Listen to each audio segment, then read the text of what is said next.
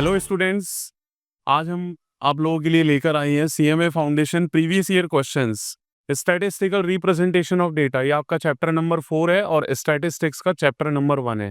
तो इसके जो भी रिलेवेंट आपके प्रीवियस ईयर क्वेश्चंस हैं वो हम डिस्कस करेंगे इस वाले लेक्चर में। तो एक एक करके स्टार्ट करते हैं। अगेन आई वुड से कि इस लेक्चर को देखने से पहले, इस प्रीवियस ईयर क्वेश्चंस को देखने से पहले आप लोग अपना बेसिक जो है पहले वो पढ़ लें, उसके बाद ही ये क्वेश्चंस करें, क्योंकि वो तभी समझ में आएगा जब आपका बेसिक और थ्योरेटिकल पोर्शन बिल्कुल स्ट्रांग होगा। तो चलिए स्टार्ट करते हैं रिवर्स ऑर्डर से, यानी लेटेस्ट वन जो है वो सबसे पहले आएगा और फिर हम डिसेंडिंग ऑर्डर में चलेंगे। सबसे पहले 72 नंबर का क्वेश्चन आएगा। ठीक है, इसमें टोटल 72 क्वेश्चन है, तो यहीं से स्टार्ट करेंगे एज यूजुअल। क्वेश्चन में बोला है the frequency density of a class and total frequency density of a class and total frequency. देखो, फ्रीक्वेंसी डेंसिटी का फॉर्मूला जो होता है वो कई बार एग्जाम्स में पूछा हुआ है। तो फ्रीक्वेंसी डेंसिटी का फॉर्मूला होता है फ्रीक्वेंसी यानी class frequency upon class interval. Class interval को हम क्लास लेंथ या क्लास विड्थ भी बोलते हैं। ठीक है ना। फिर एक तो आप ये ध्यान रखना कि ये वाला फॉर्मूला आगे आने वाले पीवाईक्यूज में कम से कम 2 से 3 बार पूछा हुआ है। फ्रीक्वेंसी डेंसिटी क्या होता है, उसका फॉर्मूला क्या होता है। Frequency density is the ratio of class frequency to the class interval.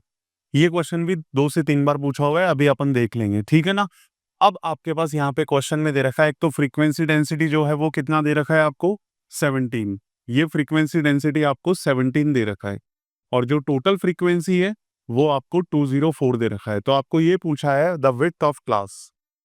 देखो, क्लास इंटरवल ऐसे बनता है, this is class interval. For example 0 to 10, 10 to 20, 20 to 30, 30 to 40 और 40 to 50। For example this is classes, 5 classes are there, and जो frequency है वो इस तरह से होगी 2, 3, 7, 5 और 3। टोटल फ्रीक्वेंसी अगर काउंट करेंगे तो ये आपकी 20 हो जाएगी। अब यहां से आप फ्रीक्वेंसी डेंसिटी निकालेंगे तो देखो कैसे निकलती है, 2/10 class frequency upon class interval. 2/10 हो जाएगा 0.2। फिर आप निकालेंगे 3/10, 0.3, 0.7, 0.5 और 0.3। These are the frequency density. ये मैंने एक अलग क्वेश्चन लेके आपको बता दिया।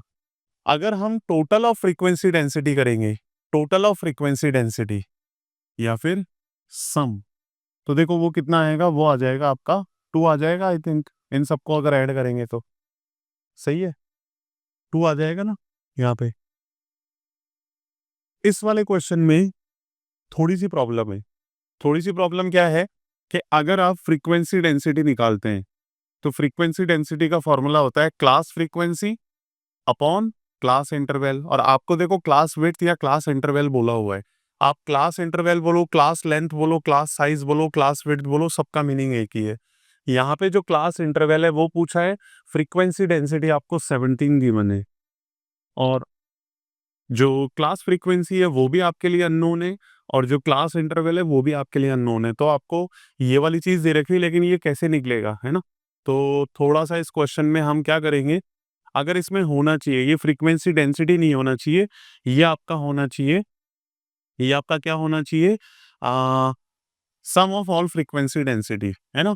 अगर ये सम ऑफ फ्रीक्वेंसी डेंसिटी होता जो कि कितना है 17, तो अपना आंसर आ जाएगा। फिर क्लास विड्थ का जो फॉर्मूला होता है, class width is equal to total frequency upon sum of frequency density. अब ये क्वेश्चन बिल्कुल फेयर है। टोटल फ्रीक्वेंसी आपको दे रखी है 204 और सम ऑफ फ्रीक्वेंसी डेंसिटी 17। इसको सॉल्व करेंगे तो ये करेक्ट आंसर आ जाएगा आपका 12। ठीक है, यहां से भी मैं वेरीफाई करवा देता हूं। देखो, आपको अगर क्लास विड्थ चाहिए यहाँ पे, जो ऑलरेडी अपनी दे रखी है 10 है, अगर टोटल फ्रीक्वेंसी 20 को हम सम ऑफ ऑल फ्रीक्वेंसी डेंसिटी 2 से डिवाइड करेंगे तो ये कितना आएगा, 10 ही तो आएगा, जो कि किसके इक्वल है, क्लास विड्थ के इक्वल है। तो बस इस क्वेश्चन में फ्रीक्वेंसी डेंसिटी की जगह टोटल ऑफ फ्रीक्वेंसी डेंसिटी होता तो हम इस तरह से उसको क्वेश्चन को सॉल्व कर लेते। ठीक है, ये 72 नंबर का क्वेश्चन था। नेक्स्ट क्वेश्चन की तरफ मूव करते हैं। ये आपका थ्योरेटिकल क्वेश्चन है। A variable which can take any value in the specified interval on a real line. कोई भी वैल्यू ले सकता है। मैं अभी से आपको क्लियर कर देता हूँ, वेरिएबल्स आर ऑफ 2 टाइप्स, है ना। देखो, आगे ऐसे क्वेश्चंस इस चैप्टर में आपके काफी सारे क्वेश्चंस रिपीटेशन में हैं। अगर आप ये वाला स्टैटिस्टिकल रिप्रेजेंटेशन ऑफ डेटा के सारे क्वेश्चंस कर लेते हैं तो ये मान के चलो कि आपके जैसे वहाँ पे कितने क्वेश्चंस आएंगे, लगभग आपके वहाँ पे 3 क्वेश्चंस आते हैं। हाँ, 3 क्वेश्चंस आते हैं आपके इस चैप्टर से, है ना? 15, 15, 15 और 3 क्वेश्चंस आते हैं इस चैप्टर से आई थिंक। एक बार अगर देखें, देखो दिसंबर 24 में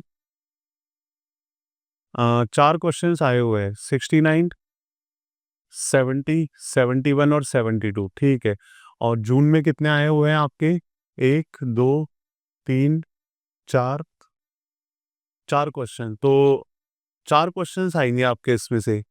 अगर आप ये वाले पीवाईक्यू कर लेते हो, कौन से वाले पीवाईक्यू जो इस लेक्चर में और इसके बाद वाले लेक्चर में हैं, तो आप ये मान के चलिए 4 में से 2 से 3 क्वेश्चंस तो आपके वैसे ही हो जाएंगे, अगर आपको कंसेप्ट क्लियर है ना? क्योंकि इसमें काफ़ी सारे क्वेश्चन जो है वो रिपीटेशन में भी पूछे हुए हैं। तो देखते हैं इसमें क्या है। जैसे ये वाला क्वेश्चन है, ये क्वेश्चन भी 2 से 3 बार पूछा हुआ है। वेरिएबल आपके 2 टाइप्स के होते हैं, एक होता है आपका डिस्क्रीट वेरिएबल और एक होता है आपका कॉन्टिन्यूअस वेरिएबल। जो डिस्क्रीट वेरिएबल होता है वो किसके अंदर अवेलेबल होता है? सिर्फ और सिर्फ इंटीजर्स में। इंटीजर्स का मतलब हम होल नंबर्स बोलते हैं इसको, है ना? Whole number. वैसे इंटीजर और होल नंबर का मीनिंग अलग अलग होता है मैथमेटिकली, लेकिन यहाँ पे स्टैट्स में हम इसको एक ही मान सकते हैं। इंटीग्रल का मतलब है जिसका वैल्यू सिर्फ इंटीजर में पॉसिबल हो, जैसे 0 हो गया, 1 हो गया, 2 हो गया, 3 हो गया एंड सो ऑन। लेकिन कॉन्टिन्यूअस वेरिएबल वो वेरिएबल होता है जिसका वैल्यू इंटीजर भी पॉसिबल है और डेसिमल भी पॉसिबल है। जैसे कि आपका 0, 1, 2, 3 ये तो पॉसिबल है ही, 1.1, 1.2, 2.7 ये भी पॉसिबल है। ठीक है, तो यहाँ पे ये बोला है variable which can take any value in the specified interval. Any value in specified interval का मतलब 0 से 10 के बीच में कितनी वैल्यूज होती है? इनफाइनाइट वैल्यूज होती है। कोई भी वैल्यू अगर ये ले सकता है तो इस वेरिएबल को बोला जाता है कंटिन्यूअस वेरिएबल, जैसे कि आपका ये वाला है। एग्जाम्पल कौन कौन से होते हैं वर्बली बता देता हूं मैं। जैसे आपका होता है एनुअल प्रॉफिट, आपकी एज, आपकी हाइट और आपका वेट, ठीक है ना? तो वेट वाला क्वेश्चन भी आएगा, उसको भी बताएंगे। Weight it is a continuous variable. Weight जो है 50 केजी भी होता है और डेसिमल में 50.5 केजी भी होता है भाई, दोनों केजी में पॉसिबल है। क्लियर है? तो 71 का आंसर हो जाएगा ऑप्शन ए। चलो आगे बढ़ते हैं। Data collected on religion from the census report, वो सेकेंडरी डेटा होता है, थ्योरेटिकल क्वेश्चन है, ध्यान रखिए। जो सेंसस होता है, जो सेंसस होता है वो इटसेल्फ तो प्राइमरी डेटा होता है, यानी ओरिजिनल सोर्स से लिया जाता है। जो जनगणना होती है, सेंसस होता है, वो तो प्राइमरी डेटा होता है। लेकिन सेंसस के बेसिस पे डेटा कलेक्टेड बेस्ड ऑन किस किस के ऊपर बेस्ड? जैसे रिलीजन, धर्म के ऊपर, या फिर जेंडर के बेसिस पे, या फिर और कोई। अगर हम डेटा को कलेक्ट करते हैं सेंसस से, जो कि किसके ऊपर बेस्ड है? रिलीजन के ऊपर है, जेंडर के ऊपर है और किसी क्राइटेरिया के ऊपर है, तो ये सारा डेटा तो क्या हो जाता है आपका? सेकेंडरी डेटा हो जाता है। और अगर ओरिजिनल सेंसस की बात करेंगे तो वो अपना प्राइमरी डेटा होगा। तो यहाँ पे सेंसस से लिया गया है तो उसको अपन सेकेंडरी डेटा बोलेंगे। Next question, in pie diagram 1% is equal to, ये आपका पाई डायग्राम सर्कल होता है और इसमें एंगल एट अ पॉइंट, यदि सारे एंगल्स का सम जो होता है ना वो 360 डिग्री होता है भाई। कितना होता है? 360 डिग्री। अब आपको बोला है 1% इज इक्वल टू, तो जैसे आप ऐसे बोलोगे 100% इज इक्वल टू 360 डिग्री, तो 1% इज इक्वल टू 360 अपॉन 100, तो ये कितना आ जाएगा? 3.6 डिग्री। तो करेक्ट आंसर 1% इक्वल टू हो जाएगा 3.6 degree. Next question, the average of lower and upper class limit is known as. देखो ये 0 है, ये 10 है, 10 से 20। अगर आप क्लास मार्क देखेंगे, क्लास मार्क को और क्या बोला जाता है? क्लास मार्क को बोला जाता है मिड पॉइंट। ठीक है, तो जो मिड पॉइंट है वो क्या होता है? अपर class limit, lower class limit plus अपर क्लास लिमिट अपॉन 2, यानी दोनों लिमिट्स को अगर हम ऐड करके अपॉन 2 करवा दें या बाउंड्रीज को ऐड करके अपॉन 2 करवा दें, तो वो जो एवरेज होता है, जैसे यहाँ के 0 + 10 अपॉन 2, ये 5 हो जाएगा। यहाँ पे हो जाएगा 10 + 20 अपॉन 2, ये आपका 15 हो जाएगा। तो ये सारा क्या कहलाएगा? आपका एवरेज कहलाएगा। और average of lower limit and upper limit, उसको क्या बोला जाता है? क्लास मार्क या फिर मिड पॉइंट या मिड वैल्यू बोला जाता है। ठीक। नेक्स्ट क्वेश्चन है आपका 67। The cumulative frequency table is required to find out which of the following. देखो, क्यूमुलेटिव फ्रीक्वेंसी का मतलब होता है लेस देन और मोर देन। क्यूमुलेटिव फ्रीक्वेंसी दो टाइप्स की होती है, लेस देन और मोर देन।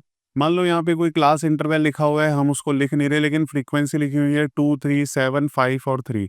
तो दो तरह से क्यूमुलेटिव फ्रीक्वेंसी बनती है। एक होता है आपका 2, 2 + 3 5, 5 + 7 12, +7 7 +5 17 और +3 ये हो जाएगा आपका 20। इसको क्यूमुलेटिव फ्रीक्वेंसी बोलता है। और ये कौन सी क्यूमुलेटिव फ्रीक्वेंसी है आपकी? लेस देन वाली। अगर आप मोर देन वाली बनाएंगे तो वो भी बन जाएगी cumulative frequency more than. More than अगर बात करेंगे, यहाँ पे जो भी क्लास इंटरवल दे रखा है, मैक्सिमम यहाँ पे 20, 20 - 2 18, 18 - 3 15, -7 8, -5 3 और आगे हो जाएगा ये 0। ठीक है ना? ये आपकी मोर देन है। तो दो टाइप से बनती है। अब ये कहाँ रिक्वायर्ड होती है? जितनी भी अपनी पार्टीशन वैल्यूज है, पार्टीशन वैल्यूज, जो पार्टीशन वैल्यूज है, जैसे आपके क्वार्टाइल होते हैं, डेसाइल होते हैं, परसेंटाइल होते हैं और मीडियन होते हैं। इन सभी में आपका क्यूमुलेटिव फ्रीक्वेंसी कॉलम जो है वो रिक्वायर्ड होता है। तो यहाँ पे देखो, क्यूमुलेटिव फ्रीक्वेंसी टेबल या जो आपका कॉलम है वो किसके अंदर रिक्वायर्ड होता है? ऑब्वियस सी बात है, पार्टीशन वैल्यू मतलब मीडियन में। ये आपका रेंज में, मीन में और मोड में रिक्वायर्ड नहीं होता है। मीन में सिर्फ फ्रीक्वेंसी चाहिए, मोड में भी फ्रीक्वेंसी चाहिए और रेंज में फ्रीक्वेंसी टेबल होना चाहिए, बट क्यूमुलेटिव फ्रीक्वेंसी रिक्वायर्ड नहीं है। ठीक। Next question 66। Which of the following diagram is use to find the value of mode graphically. हमेशा ध्यान रखो, मोड को अगर ग्राफिकली निकालना है तो वो आपका हिस्टोग्राम से निकलेगा। और अगर मीडियन या पार्टीशन वैल्यू आपको ग्राफिकली निकालनी है तो वो आपका ओजाइव यानी कि CF curve, cumulative frequency curve से बनेगा। मीन जो है हम ग्राफिकली नहीं निकालते हैं, हम लोग मोड और मीडियन को निकालते हैं। मोड जो है वो हिस्टोग्राम से निकलता है और मीडियन जो है वो ओजाइव से निकलता है। एक थोड़ा सा इंट्रोडक्शन में दे दूं, जो हिस्टोग्राम होता है वो कुछ इस प्रकार से होता है, consecutive rectangles, this is the histogram. यहाँ से आपका मोड आ जाएगा, जो ये हाईएस्ट है इसको इससे ज्वाइन किया और इसको इससे ज्वाइन किया, ये जो इंटरसेक्शन पॉइंट है ये वाला आपका मोड हो जाता है। सही। और जो ओजाइव होता है वो कुछ इस प्रकार से बनता है, ये लेस देन है और ये मोर देन है। इसका जो इंटरसेक्शन पॉइंट है इसी को अपन क्या बोलते हैं? मीडियन। और बाकी की पार्टीशन वैल्यूज भी निकल जाती है। तो यहाँ पे करेक्ट आंसर हो जाएगा, मोड को ग्राफिकली हम हिस्टोग्राम यूज करके निकाल सकते हैं। Statistical data collected by government agency for surveying some matter. जैसे डेटा को सर्वे करना है और गवर्नमेंट एजेंसी सर्वे करती है।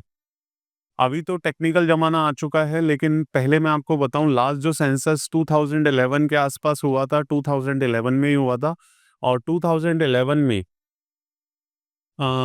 गवर्नमेंट के जो ऑफिसर्स होते थे, वो गवर्नमेंट के जो भी एम्प्लॉय होते थे, वो क्या करते थे, घर घर जाके सेंसस का डेटा कलेक्ट करते थे कि आपके फैमिली में कितने मेंबर्स हैं। तो वो जो डेटा है वो प्राइमरी डेटा कहलाता है। तो गवर्नमेंट जो है अपने किसी भी सर्वे के लिए, जो गवर्नमेंट एजेंसी है वो डेटा को अगर कलेक्ट करती है, उस कलेक्टेड डेटा को हम कौन सा डेटा बोलते हैं? प्राइमरी डेटा बोलते हैं। जैसे इसमें हम एग्जांपल देख सकते हैं, अपना जो सेंसस है वो आपका प्राइमरी डेटा। 65 का आंसर बी बिल्कुल सही है, प्राइमरी डेटा कहलाता है। लेकिन अगर आप सेंसस से कोई डेटा लेते हो तो उसको अपन सेकेंडरी डेटा बोलते हैं। Next, the number of science, arts and commerce graduate, science, arts and commerce, ये तो आपके सब्जेक्ट हो गए। और यहाँ पे क्या है आपका? नंबर्स है ना, ये नंबर्स है। कितना है? 30, 70 और 50 respectively. If these figures are represented by pie chart, अगर इनको हम पाई चार्ट से रिप्रेजेंट करें तो आपसे पूछा है what is the angle corresponding to science. ऐसे पाई चार्ट बनाते हैं ना, तो देखो अलग अलग एंगल्स बनते हैं, ये आपका एक एंगल बनेगा, दूसरा और फिर तीसरा। तो पाई चार्ट में सेंट्रल एंगल जो बनता है, सेंट्रल एंगल, देखो उसका फॉर्मूला होता है value upon total into 360।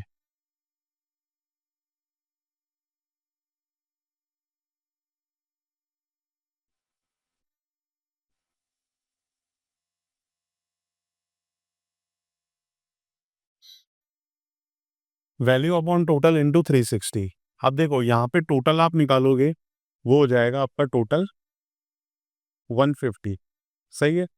Value कितना आ रहा है आपको, किसका निकालना है, साइंस ग्रेजुएट का निकालना है। यस, तो साइंस का कितना वैल्यू है 30, और टोटल कितना है आपका 150, इंटू 360 करा दो। तो देखो ये 0 से 0 गया, 3 5 जा, 3 10 जा, 5 2 जा, तो ये आ जाएगा 72 डिग्री। 72 डिग्री। सही है, ये आ जाएगा आपका 72 डिग्री।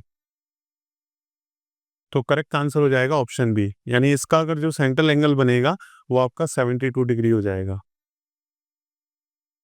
चलो नेक्स्ट क्वेश्चन की तरफ बढ़ते हैं। नेक्स्ट क्वेश्चन है आपका 63।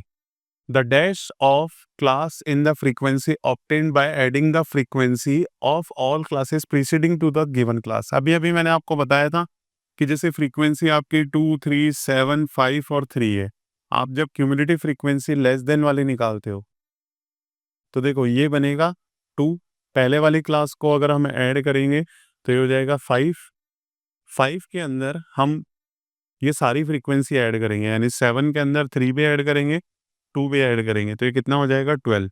और 5 के अंदर हम ये तीनों ऐड करेंगे यानी 12, तो ये 17, और 3 में अगर 17 ऐड करेंगे तो ये हो जाएगा 20। कहने का मतलब ये है, अगर हम फ्रीक्वेंसी में पहले वाली फ्रीक्वेंसीज को भी ऐड कर देते हैं by adding the frequencies of preceding class to the given class, तो वो जो नया कॉलम बनेगा, वो डिस्ट्रीब्यूशन जो बनेगा वो क्यूमुलेटिव फ्रीक्वेंसी बनेगा, और वो कौन सा बनेगा आपका, लेस देन वाला, नॉट मोर देन या ग्रेटर देन वाला। तो 63 का आंसर हो जाएगा ऑप्शन डी। ठीक। नेक्स्ट क्वेश्चन, अभी अभी मैंने बोला था ये वाला क्वेश्चन 2 से 3 बार रिपीट हुआ है, फ्रीक्वेंसी डेंसिटी का फॉर्मूला क्या होता है। मैंने आपको देखो पहला ही क्वेश्चन जो कराया था उसमें बार बार बोला था फ्रीक्वेंसी डेंसिटी का फॉर्मूला होता है class frequency to the class interval या फिर क्लास लेंथ। तो इस वाले क्वेश्चन में यही तो आपसे पूछा है, ये रहा 62 वाले क्वेश्चन में, frequency density of a frequency distribution. Frequency density का फॉर्मूला जो होता है वो हो जाता है आपका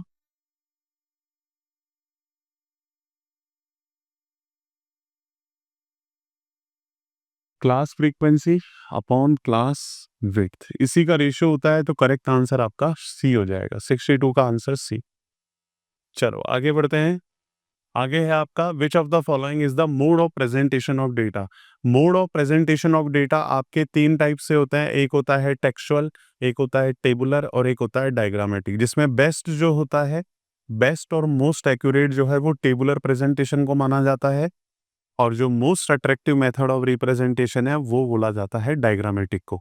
यहाँ पे सिर्फ आपको mode of presentation of data बोला है, तो mode of presentation of data जो है वो तीनों तरह से हो सकता है, टेबुलर भी होता है, टेक्सचुअल भी होता है, और डायग्रामेटिक भी होता है। तो करेक्ट आंसर हो जाएगा ऑप्शन डी। सही है। नेक्स्ट क्वेश्चन, नेक्स्ट क्वेश्चन है आपका, in an examination 40% of the candidates got second class. 40% second class को प्राप्त करते हैं when the data represented by pie chart, what is the angle corresponding to second class.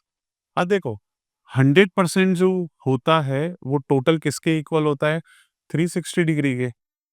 Unitary method अगर अपन use करें, अभी अभी हमने देखा था 1% किसके इक्वल हो जाएगा, 360 डिग्री अपॉन 100, तो ये हो जाएगा आपका 3.6 डिग्री।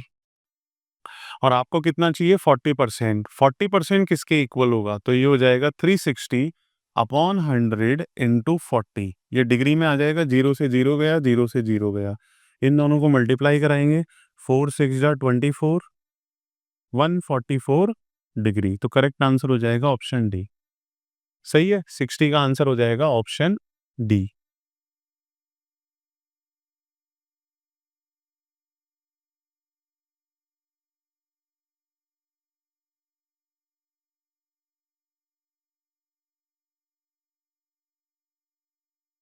ठीक है यहाँ तक? परफेक्ट। नेक्स्ट क्वेश्चन है आपका question number 59। The following table shows the marks of group of student in a paper. ये कुछ ऐसे मार्क्स दे रखे हैं, तो देखो इसको अपन एक बार कॉपी करते हैं। बिलो दे रखा है, बिलो को हम बोलते हैं लेस देन 30, ये है लेस देन 50, ये है लेस देन 70 और लेस देन 90। इसमें जो नंबर ऑफ स्टूडेंट्स है देखो वो कितने कितने दे रखे हैं, 55, 79, 94 और 100। सही है। ये फ्रीक्वेंसी नहीं दे रखी, ये आपको बिलो दे रखा है ना, तो बेटा ये क्यूमुलेटिव फ्रीक्वेंसी है, क्योंकि लेस देन और मोर देन वाला डेटा जब भी गिवन होता है तो वो आपका क्यूमुलेटिव फ्रीक्वेंसी से रिलेटेड होता है। ठीक है। अब आपको क्या पूछा है, the number of student got marks above 50। 50 से ज्यादा मार्क्स वाले कितने स्टूडेंट्स हैं? इसको हम डायरेक्टली भी करेंगे अभी। 50 से ज्यादा चलो मैं कर ही देता हूँ डायरेक्टली। अगर बोलेंगे 50 से ज्यादा, लेस देन 50 कितने हैं, 79। लेस देन 50 कितने हैं, 79। तो टोटल कितने हैं, 100। टोटल माइनस 79, यानी 100 में से अगर 79 माइनस कर देंगे तो 21 जो स्टूडेंट्स आएंगे वो कौन से होंगे, जो मोर देन 50 वाले। करेक्ट आंसर हो जाएगा ऑप्शन है। ये तो हो गई शॉर्टकट वाली बात। मतलब आपको लेस देन 50 वाले माइनस कर दो, अगर 100 में से मोर देन 50 वाले आ जाएंगे। सही है। लेकिन अब पूरी टेबल भी आपको बनाना आना चाहिए। तो देखो मैं अगर क्लास इंटरवल बनाऊं, वो ऐसे बनेगा। आपका यहाँ पे 30 है ना, तो पहला तो आप लेस देन 30 चलने दो, फिर 30 से 50 आ जाएगा, ओपन क्लास इंटरवल है, फिर 50 से 70 और फिर आ जाएगा 70 से 90। सही है। ये वाला जो डेटा दे रखा है ये लेस देन का दे रखा है। लेस देन 30 जो है वो 55 है। बोले ठीक है। इसमें से इसको अगर माइनस करेंगे 79 माइनस 55 तो देखो कितना आएगा, 24 आएगा। इसमें से इसको अगर माइनस करेंगे इसमें से इसको, तो ये कितना आ जाएगा आपका, 11 और 4 15। और इसमें से इसको माइनस करेंगे तो ये आ जाएगा 6। बोले ये क्या है, ये फ्रीक्वेंसी आई है। लेस देन 30 वाले जो मार्क्स वाले स्टूडेंट्स है 55 है, 30 से 50 वाले 24 है, ये वाले 15 है और ये वाले इतने। आप इसको ऐड करके देखना, आपका आंसर जो आएगा ना, इसको ऐड करने पर वो समीशन 100 ही आएगा, है ना। समीशन ऑफ फ्रीक्वेंसी जो इसमें आएगा वो 100 ही आएगा, आप चेक कर सकते हैं। और क्यूमुलेटिव फ्रीक्वेंसी दोबारा से अगर बनाएंगे तो 55 55 प्लस 24 ये हो जाएगा 79 प्लस ये हो जाएगा 94 और ये हो जाएगा 100। देखो ये वाला क्यूमुलेटिव फ्रीक्वेंसी तो गिवन है आपको, क्योंकि बिलो वाला केस है। अब आपको क्वेश्चन में बोला है 50 से ज्यादा वाले, तो 50 से ज्यादा वाले ये भी है ये भी है, इन दोनों को ऐड करेंगे तो ये तो 21 आ जाएगा। 15 प्लस 6 कितना होता है, 21 होता है, तो वही तो हमने टिक किया था। तो ये तो पूरा सॉल्यूशन बताया मैंने आपको, और डायरेक्टली करना है तो आप 100 में से 79 को माइनस कर दो तो भी आपका आंसर आ जाएगा। ठीक है। ये वाला क्वेश्चन है आपका 59। चलो आगे बढ़ते हैं। नेक्स्ट क्वेश्चन है 58। If the width of each class interval of grouped frequency distribution is 8, then the lower class boundary, हाँ इसको करते हैं।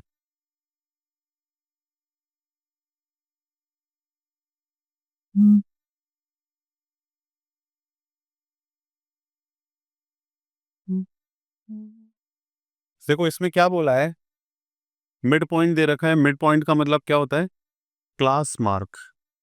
क्लास मार्क क्या होता है, lower class boundary plus lower class boundary plus upper class boundary upon 2। सही है। अब यहाँ पे मिड पॉइंट तो 10 दे रखा है, और साथ ही साथ width of each class interval जो दे रखा है, विड्थ दे रखा है, वो दे रखा है आपको 8। Then the lower class boundary of this, lower class boundary कितनी होगी, तो एक तो ये क्लास मार्क का फॉर्मूला होता है। लेकिन एक चीज समझो, जैसे 0 से 10 इसका मिड पॉइंट कितना है, 5 है। अब इसकी जो लोअर क्लास बाउंड्री और अपर क्लास बाउंड्री है वो कैसे आएगी, इसमें से ये जो क्लास विड्थ है ना, देखो क्लास विड्थ को अपन 2 से डिवाइड कर देते हैं। क्लास विड्थ को अपन 2 से डिवाइड कर देते हैं। इसके क्लास विड्थ कितनी है, 10 है, उसको 2 से डिवाइड करा 5। तो ये 5 अगर इसमें से कम करेंगे तो लोअर बाउंड्री आ जाएगी, और इसमें प्लस करेंगे तो ये आ जाएगा। मतलब 5 माइनस 5 करेंगे तो लोअर आ जाएगा, और 5 प्लस 5 करेंगे तो 10 आ जाएगा। मतलब क्या हुआ, सॉरी, मतलब ये हुआ मिड पॉइंट अगर मान लो 10 है और आपकी क्लास विड्थ जो है वो आपको दे रखी है, देखो कितनी 8 है, उसको आप 2 से डिवाइड करो तो ये कितना आएगा 4। तो ये 4 जो है ना वो माइनस करने पर लोअर क्लास बाउंड्री आ जाएगी और प्लस करने पर अपर क्लास बाउंड्री आ जाएगी। तो 10 + 4 14 होता है, 10 - 4 6 होता है। तो ये जो क्लास इंटरवल बनेगा ना 6 to 14 बनेगा भाई। अब आप वेरीफाई कर सकते हो 6 to 14 का जो मिड पॉइंट आएगा 6 + 14/2 वो 10 आ जाएगा जो कि मैच हो रहा है। और इसका जो इंटरवल आएगा 14 से 6, 14 - 6 कितना होता है 8, वो भी मैच हो गया।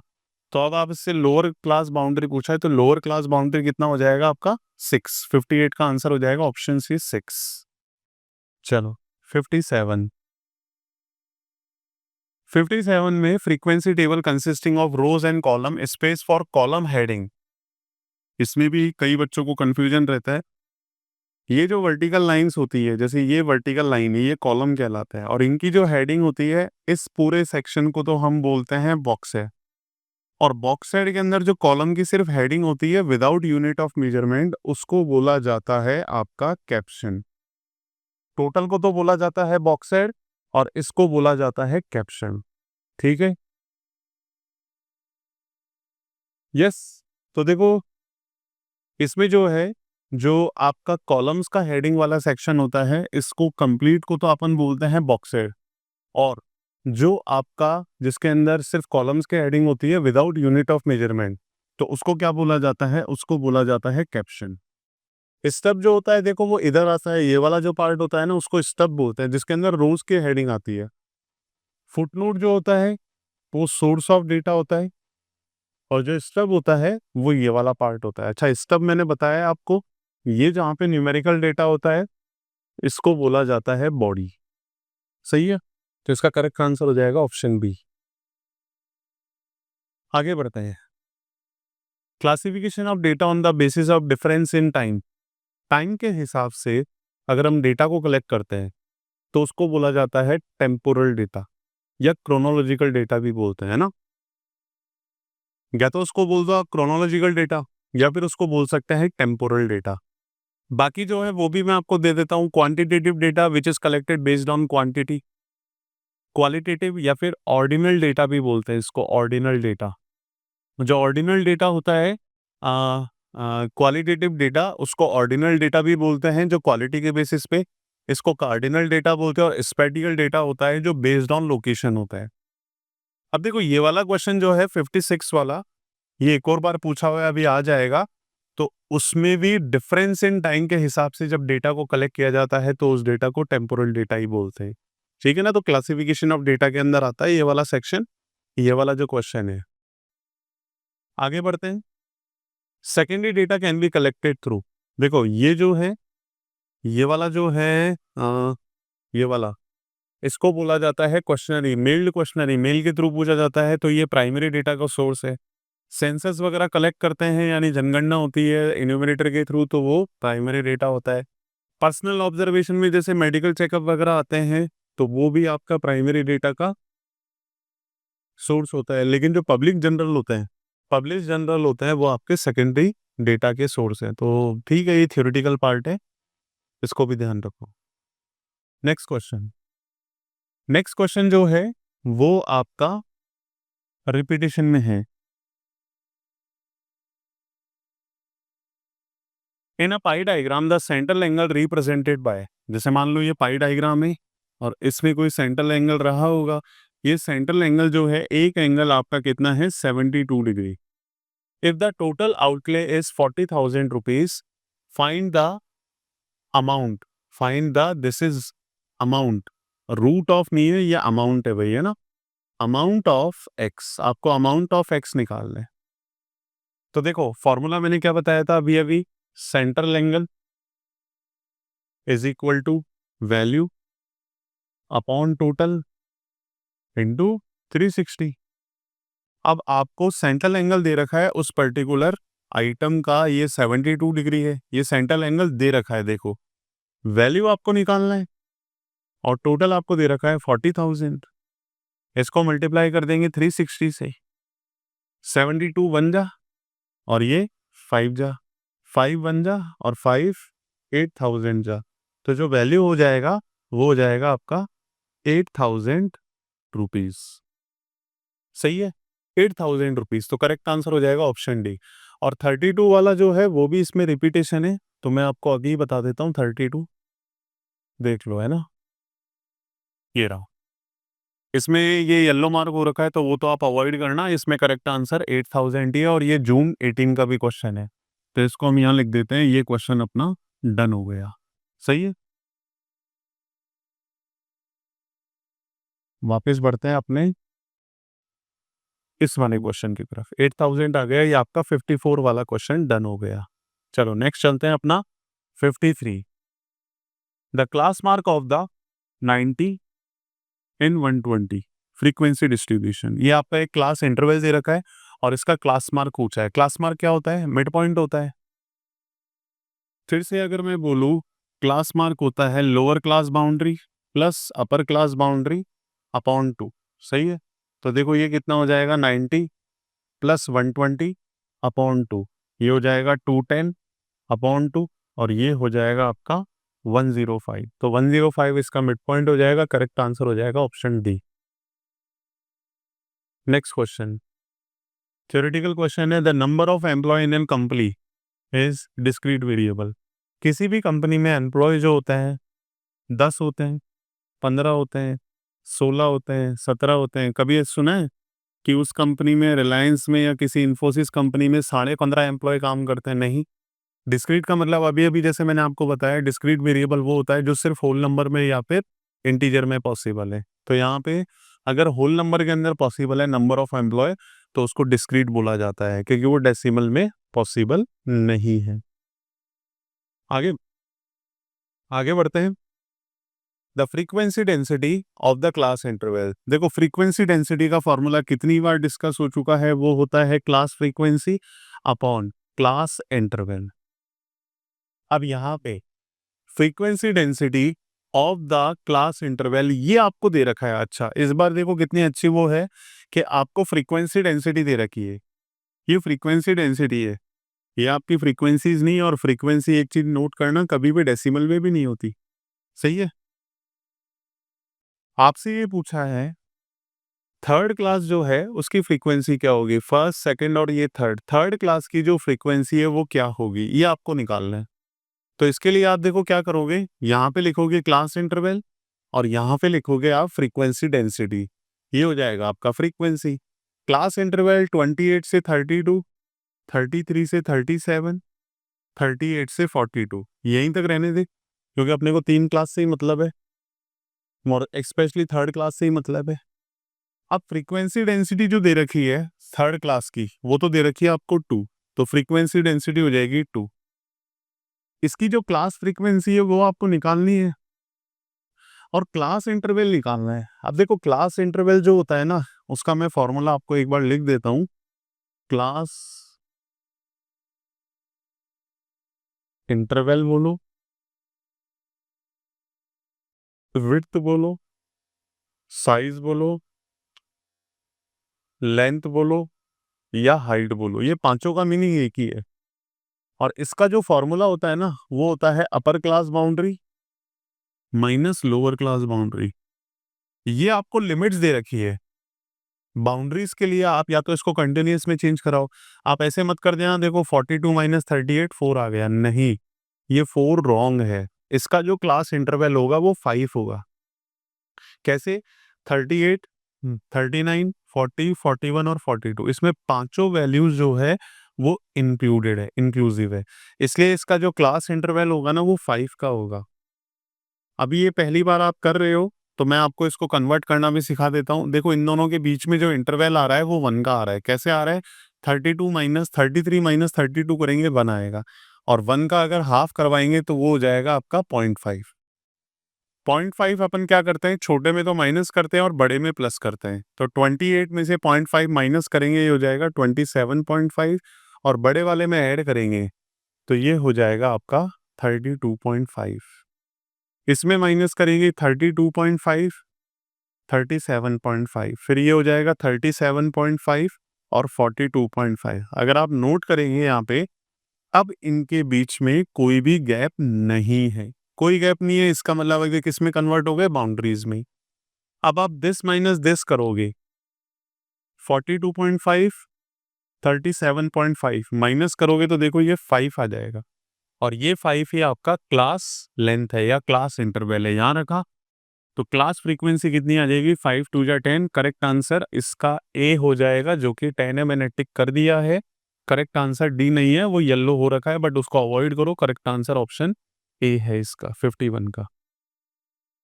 Next question, mean of following frequency distribution. कोई बात नहीं, ये वाला क्वेश्चन देखो सेंट्रल टेंडेंसी से इसमें है, तो इसको भी सॉल्व कर लेते हैं। सेंट्रल टेंडेंसी या स्टैटिस्टिकल रिप्रेजेंटेशन है ना, बेसिक यही है।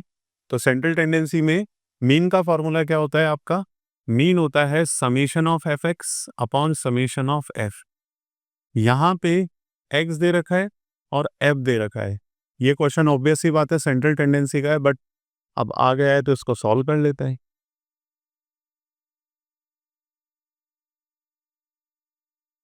एफ एक्स वाला कॉलम बनाएंगे हम, एफ एक्स वाला 3 into 0 0, this into this 2n-2, 4 3 जा 12, 6 7 जा 42, और 10 इंटू n 10। ठीक है यहाँ तक। समेशन ऑफ एफ बनाते हैं, 7 3 10 13, 13 माइनस 1 12, तो ये हो जाएगा 2n और प्लस 12। सही है। और ये कितना हो जाएगा आपका, देखो ये तो हो जाएगा 42 और 10 52, और वो चला जाएगा तो 52 प्लस 12n। मीन आपको 5 दे रखा है, साफ साफ बोला है mean of this frequency distribution is 5, तो फॉर्मूले में रख देता है 5 is equal to summation F X है आपका 52 प्लस 12n अपॉन ये है आपका 2n प्लस 12, क्रॉस मल्टीप्लाई करेंगे 5 2 जा 10n plus 60 is equal to 52 plus 12n। इसको इधर तो 8 बराबर 60 माइनस 52, 8 बराबर 2n, तो n का वैल्यू आ जाएगा आपका 4। Correct answer is option B. ये आपका 50 नंबर का सवाल है। चलो 49 नंबर का क्वेश्चन देखते हैं। Mode of the frequency distribution is calculated from histogram. ये स्टेटमेंट बिल्कुल सही है। एक और चीज मैं आपको क्लियर कर देता हूं सभी को, ये वाले जो क्वेश्चन है ट्रू फॉल्स वाले, जिसमें ए ऑप्शन फॉल्स है, बी ट्रू है, या ट्रू फॉल्स जैसे भी ऑर्डर दे रखा है, और सी ऑप्शन में आइदर ए और बी है, तो ऐसे क्वेश्चन देखो प्रीवियस ईयर में ट्रू फॉल्स वाले सेक्शन में पूछे जाते हैं, जिसमें state whether this is true और फॉल्स। ट्रू फॉल्स सेक्शन का मतलब ऑब्जेक्टिव नहीं होता, वहां पे वन वर्ड में आपको ट्रू या फॉल्स करके करना होता है। अगर ऑब्जेक्टिव में ये क्वेश्चन पूछा जाए तो ऐसे पूछ सकता है, इंपॉर्टेंट है। और अभी आपने देखा ये वाला क्वेश्चन रिपीट भी हुआ था, है ना, आपको मैंने दिखाया था ये वाला क्वेश्चन रिपीट हो चुका है, तो उससे भी आप देखोगे ना, तो 2 बार 3 बार पूछा हुआ क्वेश्चन है। Next question, runs in A cricket match, वो आपका कॉन्टिन्यूस वेरिएबल होता है। ये स्टेटमेंट भाई फॉल्स है, क्योंकि रन किसी भी इंडियन क्रिकेट टीम के या किसी भी क्रिकेट टीम के रन जो होते हैं 1 2 3 या फिर 100 200 ऐसे ही होता है। कभी सुना है कि सचिन ने 100.5 रन बनाए, तो ये 100.5 क्या है, यही तो कंटिन्यूस वेरिएबल है। तो क्या रन कभी भी कंटिन्यूस वेरिएबल हो सकता है, बिल्कुल नहीं हो सकता, तो ये वाला स्टेटमेंट फॉल्स है। करेक्ट आंसर हो जाएगा ऑप्शन ए फॉल्स। रन कभी भी कंटिन्यूस नहीं होगा, डिस्क्रीट ही होगा।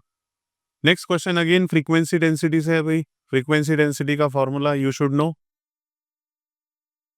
Frequency density class frequency upon class interval. Second class का पूछा है, सेकंड क्लास ये रही, सेकंड क्लास में फ्रीक्वेंसी है 8, और क्लास इंटरवल फिर से देखो गैप आ रहा है इसके बीच में, तो 10 11 12 19 तक लेके जाएंगे तो 10 हो जाएगा।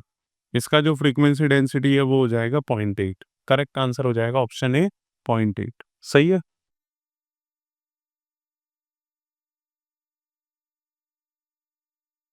चलो ये कौन सा क्वेश्चन था, 47। आगे बढ़ते हैं। The necessary diagram to compare the among various components and between a part and the whole, वो होता है अपना पाई डायग्राम। क्यों होता है, जैसे ऐसे देखो ये पाई डायग्राम है, ये कुछ इस तरह से इसके कंपोनेंट्स है ना, थोड़ा सा और इसको अलग अलग, तो ये वाला एक कंपोनेंट है, इसको भी थोड़ा सा ठीक करते हैं। एक तो देखो ये वाला कंपोनेंट है, इसको ए नाम दे दिया। फिर एक ये वाला कंपोनेंट है, इसको बी नाम दे दिया। एक ये वाला कंपोनेंट है, इसको सी नाम दे दिया और इसको डी नाम दे दिया। कैसे भी आप ऑर्डर इधर उधर कर सकते हो। चलो इसको सी और डी चलने देते हैं। ये सी है और ये आपका डी। अब इसमें आपको क्या बोला है कि वेरियस कंपोनेंट जो एबीसीडी है, क्या आप उसके बीच में कंपेयर कर सकते हो? हाँ, कर सकते हैं। सबसे जो लोएस्ट कंट्रीब्यूशन अगर आप देखेंगे पूरे पाई चार्ट में, वो ए कंपोनेंट का कंट्रीब्यूशन है सबसे कम। सही है। और सबसे ज्यादा जो कंट्रीब्यूशन है वो बी कंपोनेंट है। आपस में कंपेयर कर सकते हो? यस, कर सकते हैं। और इस वाले पार्ट को आप टोटल से भी कंपेयर कर सकते हो फॉर्मूला लगा के। ठीक है ना, वैल्यू निकाल के डायग्राम से भी कर सकते हो और वैसे भी कर सकते हो। तो इसका जो करेक्ट आंसर, होल का मतलब है क्या आप उस पार्ट को टोटल से कंपेयर कर सकते हैं? कर सकते हैं। तो इसका करेक्ट आंसर हो जाएगा आपका पाई डायग्राम कंपैरिजन में।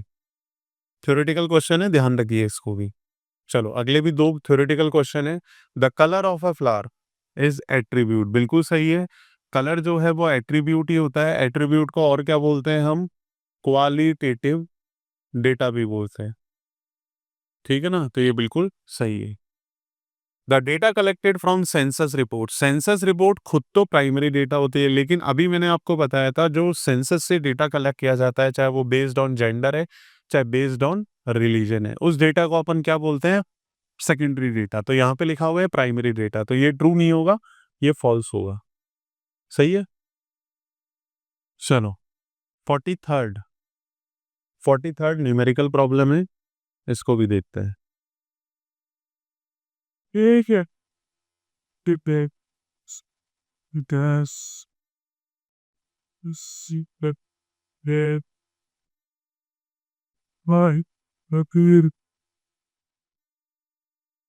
The frequency of three class, the frequency density. Again same type का question. Frequency density second class की पूछी है, ये है सेकंड क्लास और इसकी फ्रीक्वेंसी 8 है, तो ये हो जाएगा 8 upon class frequency upon interval. इसका इंटरवल जो है वो 5 है। सॉल्व कराएंगे 1.6 आ जाएगा। करेक्ट आंसर हो जाएगा ऑप्शन सी।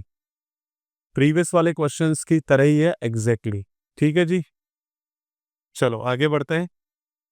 ये देखो, ये वाला क्वेश्चन और ये वाला तो खैर नया है, लेकिन ये वाला रिपीटेशन आ गया। अभी अभी मैंने बताया था basis of classification according to difference in time. Time के हिसाब से अगर डिफरेंस होता है तो उस डेटा को अपन टेम्पोरल क्लासिफिकेशन बोलते हैं। क्वालिटी के हिसाब से ये होता है, जिसको ऑर्डिनल भी बोला जाता है। स्पेटियल होता है लोकेशन के बेसिस पे, और ऑर्डिनल जो होता है वो क्वांटिटी नहीं, ऑर्डिनल जो होता है वो होता है आपका, ये तो होता है स्पेटियल, क्वांटिटी वाला कार्डिनल। ऑर्डिनल कौन सा होता है भाई? अभी बताया था ना, ये तो होता है लोकेशन, है ना। ये होता है टाइम के हिसाब से, और इसको बोलते हैं अपन ऑर्डिनल। हाँ, ये ऑर्डिनल ही है। और स्पेटियल लोकेशन के हिसाब से। ठीक है ना, तो ये और ये तो सेम ही है, तो आपका डिफरेंस इन टाइम है वो टेम्पोरल क्लासिफिकेशन ही होगा, इसमें कोई दिक्कत नहीं है। Vertical axes on ogive. Ogive अभी मैंने आपको जैसा डिस्कस हुआ, ओजाई दो तरह से बनता है। एक होता है लेस देन ओजाई और एक होता है मोर देन ओजाई। इसमें जो ये वर्टिकल एक्सिस होती है, वाई एक्सिस, इस पे हम हमेशा क्यूमुलेटिव फ्रीक्वेंसी लेते हैं। बेस पे तो आपका क्लास इंटरवल ही चलेगा या लेस देन मोर देन चलेगा, लेकिन जो वाई एक्सिस होती है, जिसको अपन वर्टिकल एक्सिस भी बोलते हैं, उस पे क्या होता है? आपका क्यूमुलेटिव फ्रीक्वेंसी होता है भाई। ठीक है, तो ये क्यूमुलेटिव फ्रीक्वेंसी इसका करेक्ट आंसर हो जाएगा ऑप्शन ए।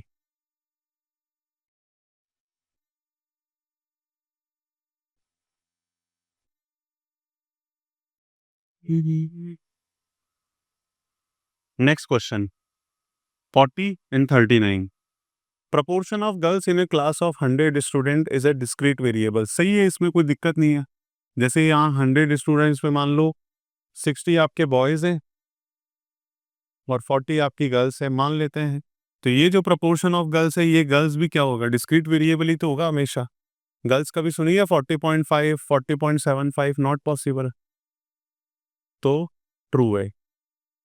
उसके बाद नेक्स्ट क्वेश्चन में 40 में देखो आंसर उसका बी होगा, ट्रू है। क्यों? उसका रीजन मैं बता देता हूँ। आपका जो क्यूमुलेटिव कर्व होता है, एक इसमें लेस देन बनता है और एक इसमें मोर देन बनता है। आप किसी भी पॉइंट पे ले लो, the sum of cumulative frequency of less than and more than. जैसे आपने ये वाला पॉइंट लिया, इस पॉइंट पे ये वाला मोर देन है और ये वाला लेस देन है। जब इन दोनों को ऐड करेंगे ना अपन, इन दोनों की फ्रीक्वेंसीज को ऐड करेंगे तो वो हमेशा टोटल फ्रीक्वेंसी एन के बराबर आएगा। यहाँ पे ऐड करेंगे तो भी वो टोटल फ्रीक्वेंसी के बराबर आएगा। इस फ्रीक्वेंसी और इस फ्रीक्वेंसी को वर्टिकल लाइन के थ्रू इसको और इसको भी ऐड करेंगे तो भी वो आपका टोटल फ्रीक्वेंसी के बराबर ही आएगा। तो ये वाला जो स्टेटमेंट है ना, वो बिल्कुल सही है, ट्रू है। 40 का करेक्ट आंसर हो जाएगा आपका ऑप्शन बी। आगे बढ़ते हैं। आगे है mode of the data distributed can be determine with the help of histogram. Same question है और करेक्ट आंसर बी हो जाएगा, जो अभी मैंने आपको बता दिया है। चलो आगे भी तीनों थियोरेटिकल क्वेश्चन है। In any grouped frequency distribution class interval are equal with के जनरली होते हैं। उसने लिखा है ऑलवेज होते हैं। भैया ऑलवेज किसने बोला? ये तो गलत है, फॉल्स हो जाएगा। क्यों? क्लास इंटरवल ऐसे भी तो हो सकते हैं, 0 से 10, 10 से 30, 30 से 70 और 70 से 100। देखो इसमें क्लास इंटरवल कितना आ रहा है, 10 का, फिर 20 का, फिर इसमें 40 का आ रहा है, 30 से 70 में 40 का, और इसमें आ रहा है 30 का। तो अलग अलग क्लास इंटरवल हो सकते हैं, हो सकते हैं, उसमें कोई दिक्कत नहीं है। हाँ, जनरली इक्वल होते हैं जनरली, लेकिन हो सकते हैं। तो ऑलवेज के हिसाब से ये स्टेटमेंट गलत हो जाएगा। Frequency density are necessary for drawing histogram. अब इसी का रिलेशन इससे है। हिस्टोग्राम देखो बनाते हैं जब क्लास इंटरवल इक्वल होता है। फॉर एग्जाम्पल किसी क्वेश्चन में अगर क्लास इंटरवल अनइक्वल है, इक्वल नहीं है, if class interval is unequal, तो उस केस में हम फ्रीक्वेंसी की जगह फ्रीक्वेंसी डेंसिटी यूज करते हैं। ये ध्यान रखिए। अगर क्लास इंटरवल आपका अनइक्वल है तो हिस्टोग्राम बनाने में हम फ्रीक्वेंसी डेंसिटी यूज करते हैं instead of frequency. The statistical data collected during the census are primary data to the census department. बिल्कुल सही है। अभी तक मैंने 3-4 बार बोल दिया, सेंसस जो है वो प्राइमरी डेटा होता है, लेकिन सेंसस से जो डेटा लिया जाता है उसको सेकेंडरी बोला जाता है। तो जो सेंसस है वो तो प्राइमरी होगा, लेकिन सेंसस से जो भी डेटा लेंगे उसको सेकेंडरी बोल लिया जाएगा। लेकिन यहाँ पे जो सेंसस डिपार्टमेंट है उसके लिए ये वाला डेटा प्राइमरी डेटा कहलाएगा। सही है। अगला क्वेश्चन न्यूमेरिकल क्वेश्चन।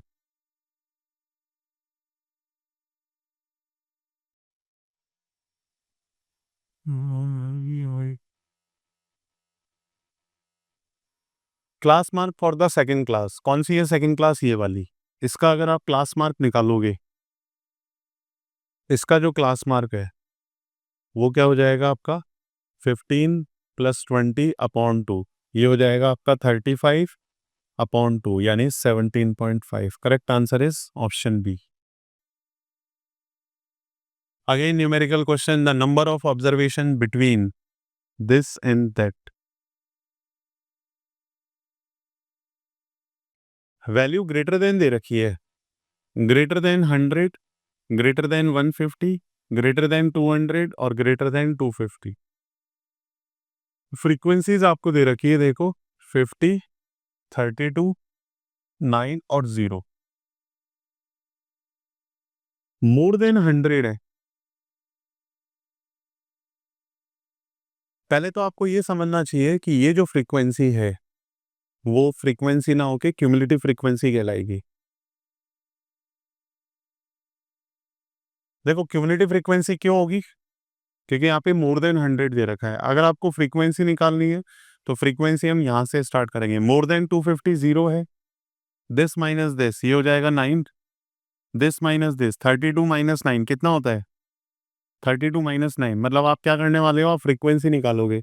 तो इसको ऐसे लिखेंगे, मोर देन 100 नहीं, यहाँ से लिखेंगे मोर देन 250, उसकी फ्रीक्वेंसी हो जाएगी 0। अब आपको बोला है 200 से 250, फिर आपका 150 से 200, फिर आपका 100 से 150। सही है। तो इन दोनों के बीच में 9 माइनस 0 हो जाएगा 9, 32 माइनस ये करेंगे 23 और दिस माइनस दिस करेंगे 18। बोले क्या मतलब है इसका? सही दिखाएगा, एक बार चेक कर लो इसको। हाँ सही है, सही है। तो मोर देन अगर 100 बोलेंगे ना तो ये पूरा सम आ जाएगा, और पूरा सम करेंगे तो देखो आई थिंक ये 50 आ रहा है, 23 और 18 41 और 9, हाँ 50 आ रहा है। तो ये फ्रीक्वेंसीज आ गई। आपसे बोला है 150 और 200 के बीच में, तो 150 और 200 के बीच में ये 23 हो जाएगा। करेक्ट आंसर है ऑप्शन डी। डायरेक्टली निकालना है 150 से 200 के बीच में, 150 से 200 तो दोनों को सब्ट्रैक्ट कर दो, 32 माइनस 9 करेंगे तो 23 आ जाएगा। ये भी डायरेक्टली आप कर सकते हो। आगे बढ़ते हैं। Next question already done 32। ये अभी अभी मैंने आपको बताया था। जो पहले क्वेश्चन है वो है, नंबर आप देख सकते हो 60 के आसपास ही है। Next question, cumulative frequency are necessary for drawing ogive. Obvious सी बात है। देखो ओजाई जब भी बनता है, एक ये वाला और एक ये वाला, लेस देन और मोर देन जो होता है, उसमें जो वर्टिकल एक्सिस पे बनाया जाता है वो हमेशा क्या लिया जाता है? Cumulative frequency. ओजाइव का मतलब ही क्यूमुलेटिव फ्रीक्वेंसी होता है। सही है। क्यूमुलेटिव फ्रीक्वेंसी का मतलब ही ओजाइव होता है, और क्यूमुलेटिव फ्रीक्वेंसी कर्व अगर बोलेंगे तो उसका मतलब ओजाई भी होता है। ठीक है। तो ठीक है, बाकी के जो इसके क्वेश्चंस है वो आपको नेक्स्ट लेक्चर में मिल जाएंगे। Thank you so much.